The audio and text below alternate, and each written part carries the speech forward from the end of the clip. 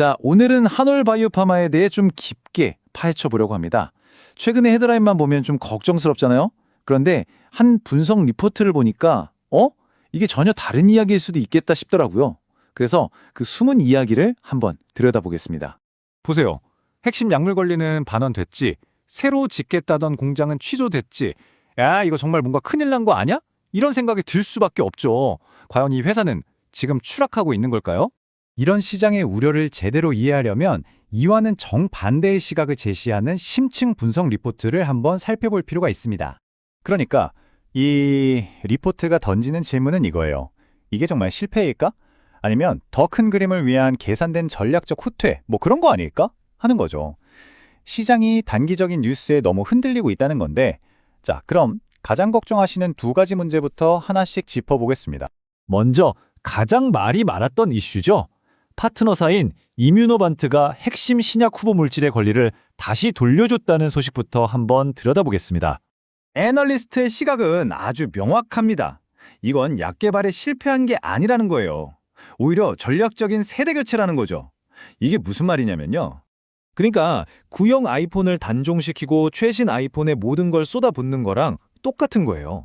기존 약이 바토클리마비였는데 이걸 이뮤노반트가 돌려줬잖아요. 왜냐? 훨씬 더 좋은 IMVT140이라는 신형이 나왔으니까 여기에 올인하겠다는 겁니다. 이건 뭐 너무나 당연한 선택이죠. 물론 이렇게 방향을 틀면서 단기적으로는 좀 손해가 있을 수 있어요. 원래 받기로 했던 기술료, 마일스톤이라고 하죠. 그게 한 600억에서 1000억 원 정도가 좀 늦어질 수 있다는 겁니다. 그런데 말이죠. 이게 전체 그림에서 보면 아주 작은 부분이라는 게 중요해요. 전체 계약 규모가 얼마냐? 무려 6천억 원에 달하거든요.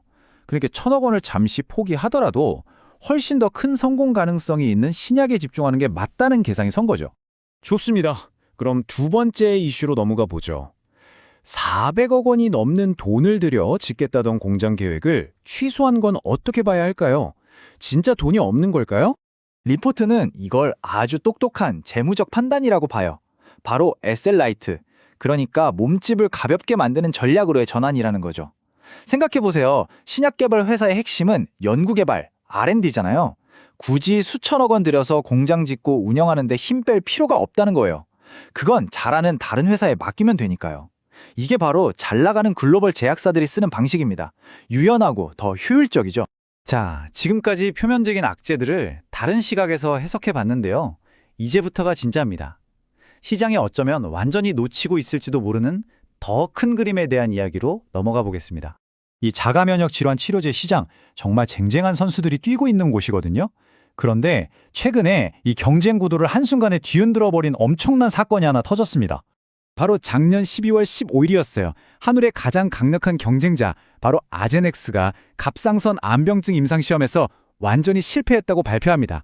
이건 뭐 경주에서 가장 앞서가던 선수가 넘어져서 그냥 레이스를 포기해버린 격이에요. 이게 뭘 의미할까요? 이 단 하나의 사건으로 갑자기 한올바이오파마가 이 중요한 시장에서 거의 독점적인 위치에 서게 될 가능성이 확 열려버린 겁니다. 이건 정말 게임의 판도를 바꾸는 거죠. 경쟁사의 이런 실패가 더 중요하게 다가오는 이유가 있습니다. 바로 한올의 신약 IMVT1402가 정말 오랫동안 새로운 치료제를 기다려온 환자들에게 엄청난 희망이 될 수 있기 때문입니다. 특히 그레이브스병이라는 시장을 좀 보세요. 무려 80년 동안 이렇다 할 신약이 없었어요.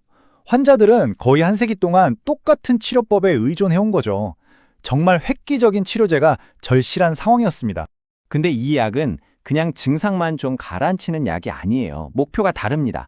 바로 관회라는 상태를 목표로 하는데요. 이게 뭐냐면 환자들이 이제 약 안 먹어도 되겠다 할 수 있는 병의 근본 원인이 해결된 상태를 말하는 거예요. 환자들한테는 정말 꿈 같은 얘기죠. 원리는 간단합니다. 병을 일으키는 근본 원인, 바로 이 나쁜 자가 항체를 직접 공격해서 없애버리는 거예요. 그렇게 몸이 정상으로 돌아오면 더 이상 약을 먹지 않아도 병이 재발하지 않는 진짜 관해 상태에 이르게 되는 거죠.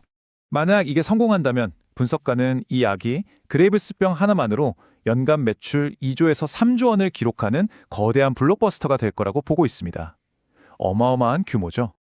자, 그럼 이 복잡한 이야기들을 어떻게 정리해 볼 수 있을까요? 리포트는 이 모든 상황을 한 문장으로 기가 막히게 표현합니다.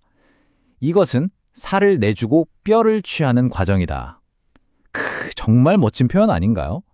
단기적으로 보이는 작은 손실, 즉 살을 좀 내주는 것처럼 보이지만 사실은 경쟁에서 이기고 시장을 장악하는 뼈를 취하기 위한 아주 큰 그림이라는 거죠. 자, 그럼 오늘 이야기의 핵심 딱 3가지만 기억하시면 됩니다. 첫째, 최근에 안 좋은 뉴스들은 그냥 소음일 뿐 진짜 중요한 장기적인 가치를 보셔야 한다는 거. 둘째, 경쟁사가 넘어지면서 판이 완전히 바뀌었다는 것. 이게 바로 진짜 신호입니다. 그리고 마지막으로 이런 점들을 다 합쳐보면 허널의 신약 파이프라인이 가진 본질적인 가치는 그 어느 때보다도 탄탄하다는 결론이 나옵니다. 결국 이 분석 리포트는 시장이 아직 보지 못하는 숨겨진 거인을 본 셈입니다. 이제 남은 질문은 이거겠죠. 과연 시장도 언젠가는 그 거인의 진짜 모습을 알아보게 될까요?